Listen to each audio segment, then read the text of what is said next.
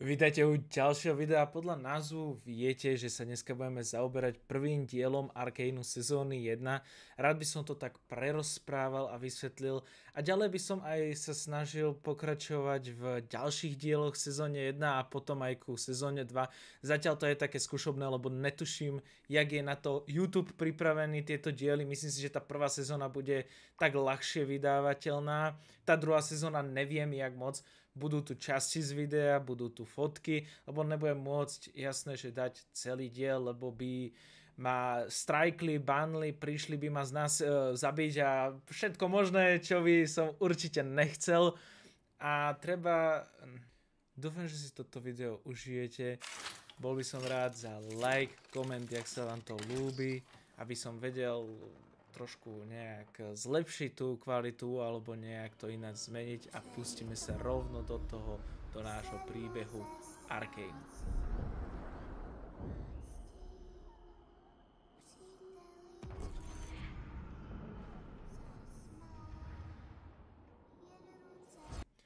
Aby som nezabudol, tak je to v českom dabingu, tie klipy budú z českého dabingu, lebo som si neuvedomil, že to natáčam na česky a na anglicky, takže tento prvý diel bude s českým dubbingom, ale aj tak tie klipy budú dokupy 5 minútové, takže dúfam, že to nebude až taký problém. A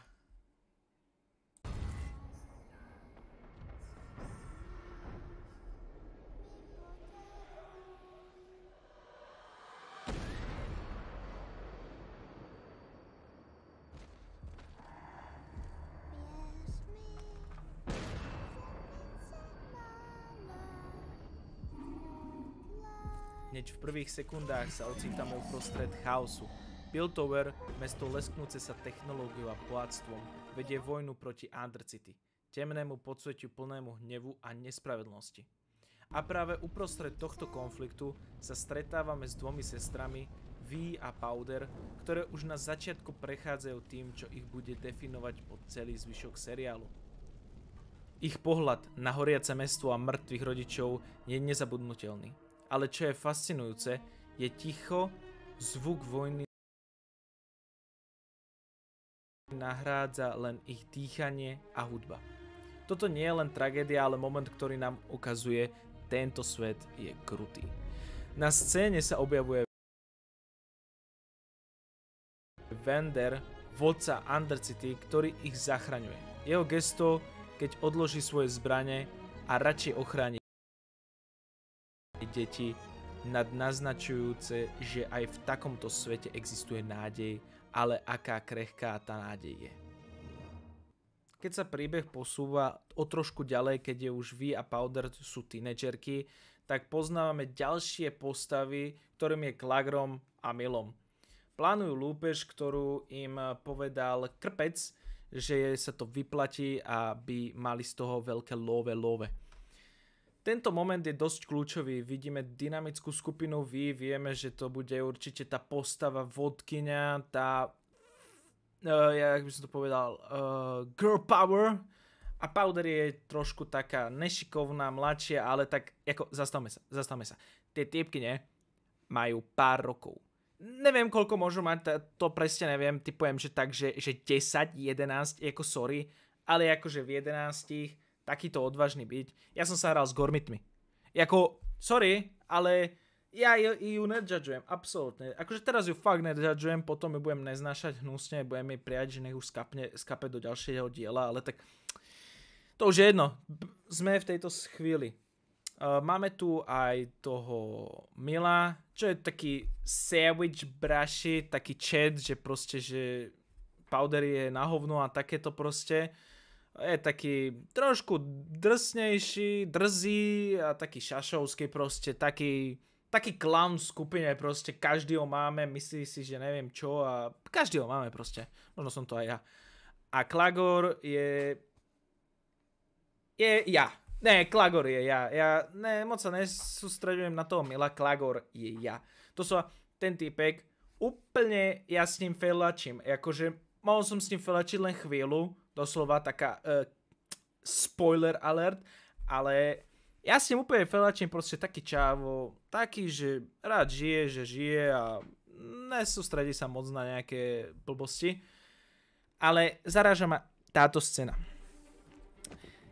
V jakom svete... Ja absolútne akceptujem mágiu, škriatkov, elfov, normálne aj nejaké božstvá, čo sú tam, ale fyzika je kurva fyzika. Toto ma tu neojebete. Čávo je jak ja. Ja nebudem akceptovať nič iné, ale to, že on by sa zjebal na tú zem, nepreskočil by ani tie skurvené 2 metre. Toto není možné, akože ja vám akceptujem mágiu, čiernu mágiu, neviem čo ty kokos, že tam budete oživovať ľudí, ale nie toto. Akože v tomto ja sa hýbem velice dobre a viem, aké sú limity váhovej kategórii jeho. Lebo sú to aj moje kategórie. Takže tuto by som sa tak povedal, že toto už hneď tejto sekunde je sci-fi, takže nebudem nič, ale pokračujeme ďalej v príbehu. Moc sme sa tu zastavili. Ich cieľom je okradnúť bohatý dom v Piltovery, proste ten Piltover je taký rich motherfucker, proste peniažky majú. A tu začína ten skvelý kontrast medzi dvoma svetmi. Dom je luxusný, plný tajomných vynálezov, zatiaľ čo oni prichádzajú z miest, kde ľudia bojujú len o prežitie. Tam je to také, že proste oni nemajú moc z toho. Proste sú taký underground. Proste ja to fakt nerad hovorím, ale proste cigáni a ďalší. Že akože, že Undercity je cigáni a Piltover je trošku inej kategórie. Dobre, proste nebudeme tu robiť rasové nepokoje, dobre, všetkých máme radi. Všetkých máme radi. Ale akože naznačme si tak, že jak to vyzerá, nebudeme tu žiadni, že sa to nebudeme hrať na niečo, čo nejsme, víš? Ale tak ja len tak naznačujem. A práve v tomto dome Powder nájde zvláštny kryštál, ktorý bude velice dôležitý aj v ďalších dieloch, o ktorom budeme určite počuť veľakrát, lebo okolo toho sa len točí a točí, ktoré ukrývajú obrovskú silu. No ešte nevie, aké nebezpečenstvo sa v nich skrýva, lebo proste, kokos, vidíš kameň, tak si ho zobereš. Ja som doslova bral obyčajné kamene len preto, lebo boli zošuchané a boli pekné. Ja keby som videl hento, tak to ujebem, aj keby mi mali že ruky odpadnúť. Samozrejme nič nejde podľa plánu. Zlodejina sa skončí výbuchom, ktorý nie len že ničí polovicu budovy, ale aj spustí hon na mladých zlodejov. Budeme sa tu honiť. Ja mám fakt 10 rokov, prepáčte mi to, teraz spadla kamera ešte, ďakujem. Tuto sa môžeme zastaviť, že proste typkyňa to proste padla, tu vidíme taký, že BUM! A to keď si zoberete, to je jeden kameň, ich tam bolo viacej, takže že viete, o čo sa tam bude jednať asi.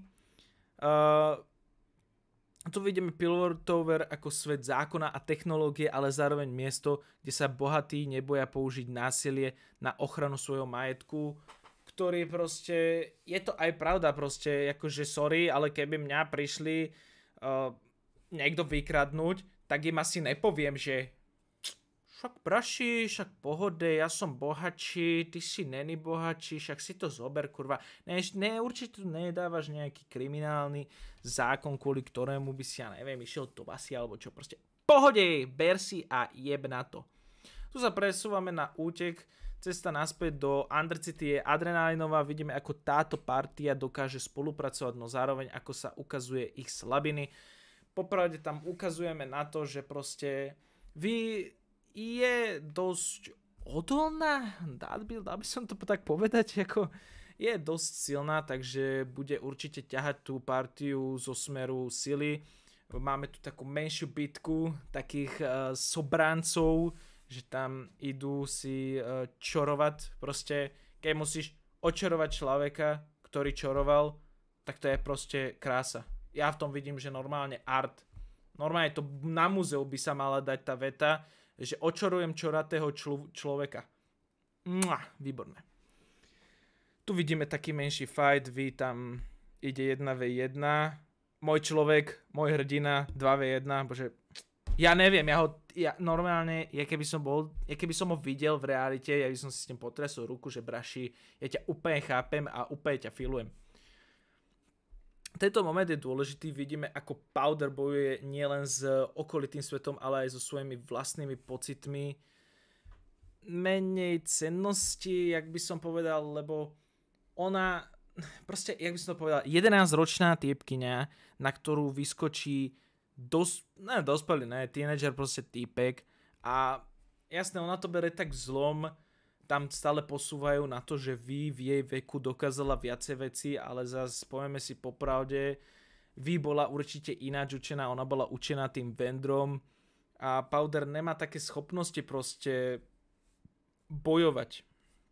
Ona to bere až moc vážne, ale tam je to také ukázané, že proste všetci, nie práve že všetci, len ten Šašo ju stále blameuje, že je najslabší člen partie, jakoby, čo je jasné pravda, ale proste má to výhody mať v týme niekoho, kto je proste rýchly a taký menší, jakoby, ako keď to už bereme do toho časti, že potrebujeme niečo vykradnúť a takéto, vždy sa ti zíde taký obratný človek.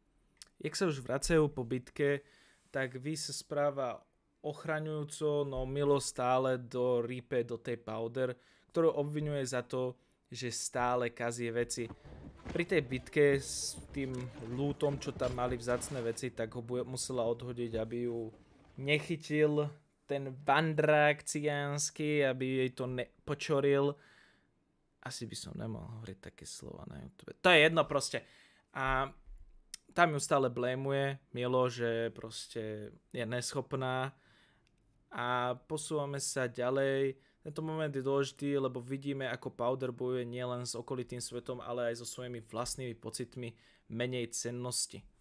Po návrate do Undercity nás Arcane zavedie hlbšie do tejto ponúrej časti sveta. Tu je život úplne iný ako v Piltovery. Plný špiny, chaosu a konfliktov. Vander, teraz ich neoficiálny otec, jakéby, lebo potom zistíme ten príbeh, čo sa vlastne presnejšie stalo v tej bitke, ako vieme, že V a Powder sú sestry, pokrvné. Oni sú pokrvné sestry, ako neviem, akú farbu musíš dať, aby ti vyšli tieto dve farby vlasov, ale nebudeme to riešiť proste teraz. I don't give a fuck, proste. Nejsom maliar, aby som tu skúmal toto od steny farby, že či by to mohlo ísť, alebo ne. Nepoznám to. Keď tam môže skákať čávo 100 kilový cez 10 metrov, tak absolútne ma nezajímajú, že tieto farby vlasov by určite nemohli byť spojené, takže to je tak. Tuto im vysvetľuje Vander, že sa dostali do veľkých problémov a že Piltover hľadá ľudí, ktorí toto zavinili a bude to mať veľké následky pre celý Undercity. Posúvame sa, jak Vander bere veci a ide sa ich snažiť predať Benzovi, jeho dobrému kamarátovi, ktorí sa dlhé ruky poznajú, a tu stretávame aj Krpca, ktorý im poradil o tom mieste, kde majú nakupovať, a vysvetľuje im, že on tam došiel, kupoval veci a bez rozmýšľania kupoval za velice draho a myslel si, že tiež bude asi dosť bohatý, a zistil, kde presne býva, lebo ho sledoval. Tu sa stretávame aj s vojakmi, policajtami, lomeno policajti, ktoré to tam prechádzajú a kontrolujú a hľadajú ľudí, ktorí za to môžu, ale je s nimi aj kapitánka, ktorá má taký menší pakt s Vanderom, že keď on nechá svojich ľudí na ich strane, ona nechá svojich kolegov, ona je kapitánka, takže akože dosť vysoko postavená, a nechá, aby tí kolegovia nechodili na ich územie a každý mal proste svoje miesto. Ale tým, že Vander ich ochraňuje a nemôže ich dať do rúk policajtom. Potom máme scénu, jak vysvetľuje Powder, že ona nemusí byť silná v sile fyzickej, ale môže byť silná aj zo strany psychickej, čo je pičovina, jak zistíme potom, ale tak to je už jedno. Tam jej vysvetľuje, že proste každý má nejakú svoju cenu a že jej hračky alebo jej výbušniny budú niekedy fungovať. Spoiler alert, budú skurvene dobre vybuchovať. A potom sa presúvame do chvíle, kde máme tiež nejakú takú známejšiu tvár, sme ju videli. Je to jeden z tých bitkárov, ktorý mal sledovať ich, a tuto sa stretávame presne s naším Capo de Tutti, Silko alias Biele Geňo, lebo Silko, dobre, to je jedno. A tuto mu vysvetľuje, že spravil trošku problémik, lebo ich nechytil a nezískal ani ten loot, ktorý oni ukradli. Tak tomu dáva možnosť sa ukázať, že jak si váži, alebo jak strašne moc chce mať moc. A tu sa stretávame prvýkrát s látkou, ktorá ľudí trošku dosť nabodí, akože není to také petržalské, viete, pekné kryštáliky, ale toto je už taká rízo... No to je, keby ste spojili krokodíla, piko a kokain, zmiešali by ste ho a nechali odstať na také 3 roky a potom by ste si niečo takého pichli do krvi. Takže myslím si, že niečo takéhoto ste keby tak pomaly nezničiteľný, ale to až uvidíme v ďalších videách. Dúfam, že si toto video užili. Bolo to také ani kratšie, ale snažil som sa to nejak spraviť, nejak som sa to posnažil predpísať. To trošku moc nevyšlo. Dúfam, že ste si toto video užili. Bolo to také prvýkrát, čo som takéto niečo robil, takže keď tak mi dajte vedieť, aké to bolo kvalitné. Kľudne napíšte, že to bola opa pičovina, že proste nech skapem do rána, takéto ja tu znesiem. Ja som v pohode s tým. A môžete mi napísať, že jak to vy vidíte s tou kvalitou, lebo neviem, mne sa to ľúbi, toto prerozprávanie toho príbehu, ale uvidíme, jak to s tým YouTube bude mať, jak bude moc dlhé klipy z toho filmu tam dávať a vlastne to zistíte. Keď to ani nevidíte, tak vlastne som to ani nemohol vydať, lebo to proste mali bannuté a žiadne klipy sa tam nemohli dávať. Uvidím, dúfam, že ste si toto video užili. Majte sa a krásny deň prajem.